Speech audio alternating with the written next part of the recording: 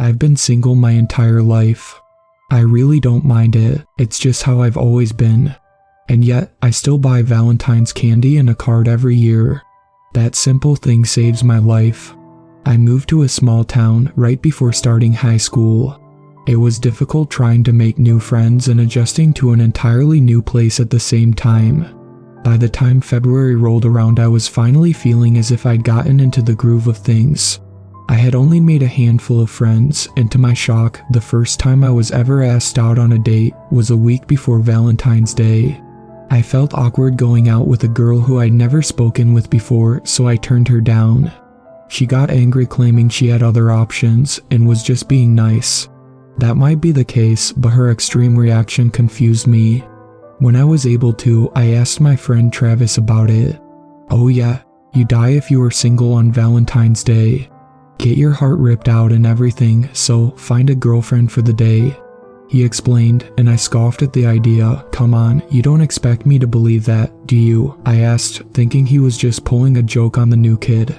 He acted as if he was just giving me some facts. He was looking at me as if I was crazy for not knowing about getting a date or dying. I told him he was crazy, but he just shook his head. "It happens every year. Someone gets their heart ripped out. It might not be in this town, but like, it's nearby, and it's always someone single. I guess you can risk it, but why? It's just one day," he said, trying to defend his point. This was before everyone had a cell phone in their pocket, so I couldn't look up deaths of people missing their hearts right then. I made a note to research it later so I could call him out on his urban legend. I crossed my arms, still not buying what he was saying. "That's stupid. Are you saying, what? Someone knows you're single and kills you?" I pressed. "A person doesn't do it. Some sort of monster does. No one has lived after seeing it, but people said they heard drums and then found someone without their heart." Travis was again looking at me as if I should know all this. "A Valentine's Day monster? Really? Well, Christmas has Santa and there is an Easter bunny, so why can't Valentine's Day have something?" For the next 10 minutes I roasted his idea and belief in the Valentine's Day monster. At least he could take it all as a joke, even if he did believe the murders were real. He wasn't positive a monster was doing it, but couldn't offer up any other reason behind the deaths. And he wasn't risking it. He already had a date lined up with a girl he didn't even like. I still thought the entire idea was dumb. The rest of the school didn't share my outlook. As the days slowly got closer and closer to the fated day, the students got paired up with each other, some done out of safety, others using the monster as an excuse to finally ask out their crush. I received a few pity offers, but I refused all of them as an act of rebellion against this stupid small town's tradition. I just watched as everyone started dating in fear of death. The stores sold out of candy and cards pretty quick. Normally everywhere would be flooded with red and pink products. The shelves were barren a few days before the 14th. Now, I refused to accept any offers, and I didn't plan on asking someone out either. The school offered a program where you could buy sweetheart candies to be delivered to class for a small fee. I didn't mind getting my new friends one each, all while making up silly names to put on the card of who they would receive it from. It was the only thing related to the whole day I gave into, aside from buying a box of chocolates for myself. The chocolates were just a normal box of assorted types from the grocery store I'd gotten with some money made from doing chores. When I bought them, the cashier slapped a heart-shaped sticker on the box without my permission, a small one for someone to write who the box was meant for. With how crazy this town was over the holiday, I didn't blame her. By that time, I'd been so overexposed to anything Valentine related, just seeing the sticker put me off eating the chocolates. I shoved them in my backpack to forget about them until after the 14th was over. I really wish I had taken the entire thing a bit more seriously. It wasn't until the night before Valentine's Day that I finally looked up the murders, finding them to be true. Dread started to form in my stomach as I scrolled through the library computer after school while waiting for my father to pick me up. I didn't find all the mysterious deaths, but enough to make me worried. 3 people were found with their hearts missing. The police said that from the state of their bodies, they were killed on Valentine's Day, even though their bodies weren't found right away. An entire town was warning me about this, and yet I still sat in shock after finding out it was true. My father finally got me from school, but told me I needed to walk home the next day. I sat in the car, silently debating on what to do. He just chalked up my distressed state as normal teenage behavior. I didn't sleep that night. I tried thinking of names of students that might not have a date, all while knowing it was useless. When the clock turned midnight and it was officially the 14th, I nearly had a panic attack, convinced the monster would swoop in to take my heart. The only way I got through that night without a mental breakdown was to shift my train of thought back to what it was before looking up the murders. A Valentine's Day monster was stupid. It wasn't real. Some heartless store manager saw the murders and made up the story to sell more products through fear. That was it. It had to be it. I remained awake all night. In the morning, my mother noticed how I looked and offered to let me stay home. I refused, secretly hoping I could find a date if I went to school. The place was abuzz with new couples and gift exchanges. As I walked down the hallway, a few students looked at me with pity in their eyes. Most knew my single stance and how I would be the monster's top choice if it was real. No one went near me that day if they could help it. My few new friends awkwardly tried to find reasons to rush off if I tried talking to them. All of them having temporary new girlfriends gave them a good enough reason to be left out. My candy heart prank wasn't funny. Some thought it was, but I couldn't find the humor in anything that day. Instead, I spent it looking over my shoulder, expecting to hear drums at any second.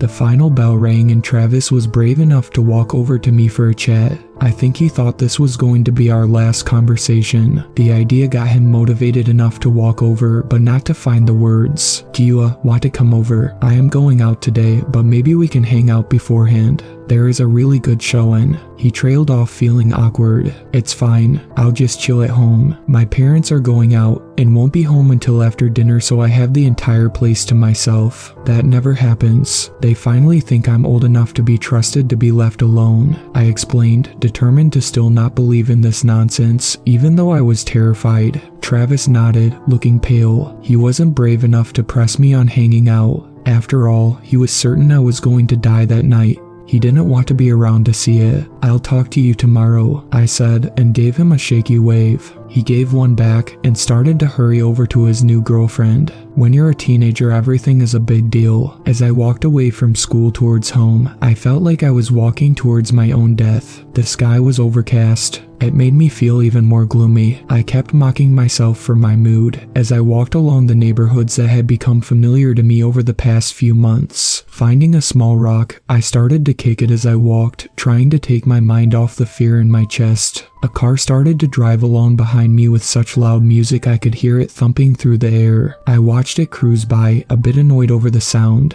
If you're going to blast music, at least play something good, and not something that just thudded. As the car kept going down the street, the music went with it, but a hint of the thudding remained. I stopped, confused on why I could still hear the sound if the car was so far. When it finally turned out of sight, I realized the car wasn't the source of all of the noise. My heart started to beat so fast and hard, it matched the thudding rhythm that I could swear was getting closer and closer. I didn't look behind me or even get angry at myself for getting scared. I just ran down the street. I should have run up to one of the houses asking for help. I was so frightened nothing rational came to mind. I ran like crazy all while that beating followed. I wish this was a prank but didn't stop running to find out. My mind was unable to work as my lungs burned from the mad dash. For a moment I thought I was losing whatever was chasing me. I stumbled, nearly falling over a crooked sidewalk square in front of my house. I couldn't tell how close the thumping sound was over my own heart. Sweat poured down my face and I felt faint.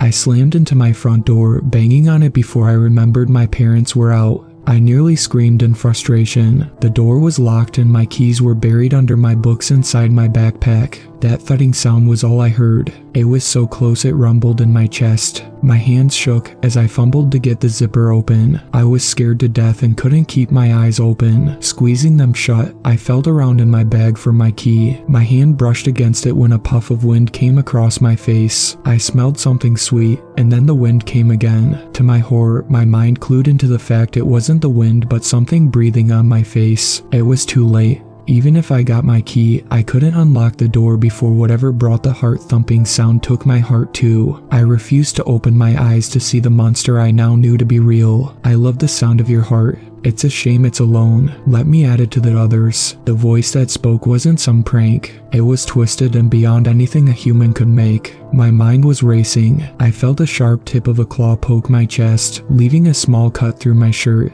A cruel laugh came as I whimpered in fear. With my hand still in my backpack, I felt something that was not my books or my house key. A crazy idea came to mind. It was either that or death, so I grabbed a hold of the only thing I could think of. Yanking the box of chocolates from my bag, I held it out to the monster I still refused to see. My voice strained and shaking, I asked it a question I prayed would save my life. Will you be my Valentine this year? My heart nearly beat out of my chest. Opening my eyes a crack, I could see the box in my hand, but not the creature that brought along countless heartbeats that mixed in with my own. I should have died. Instead of clawing out my heart, the twisted hand with razor-sharp nails reached out and took the box. I forced my eyes shut, my entire body shaking. Something brushed my face, causing me to tense up so much it hurt. That clawed finger brushed some hair from my face with another cruel laugh. What a cute child you are. I'll accept this gift this year, but someday I'll be back to claim your heart. I bit down on my tongue, trying not to scream at that horrible voice. With one final laugh that rattled my bones, the thudding stopped. It took me forever before I gathered up the courage to open my eyes. Nothing was on the front step.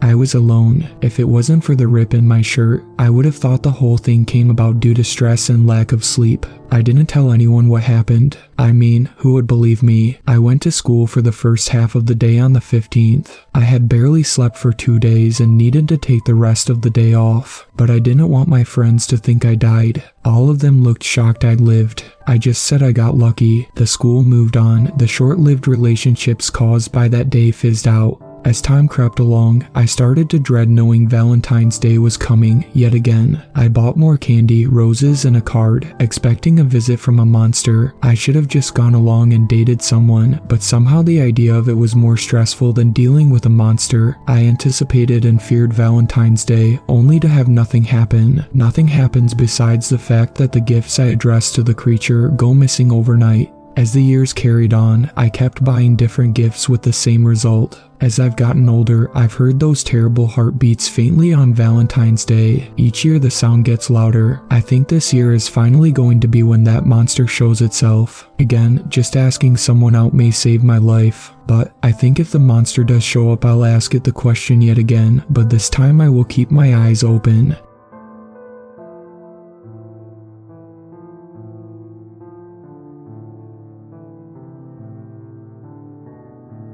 Thank you to my superfans, Sweet Black Swan, Tacy, and Brooklyn.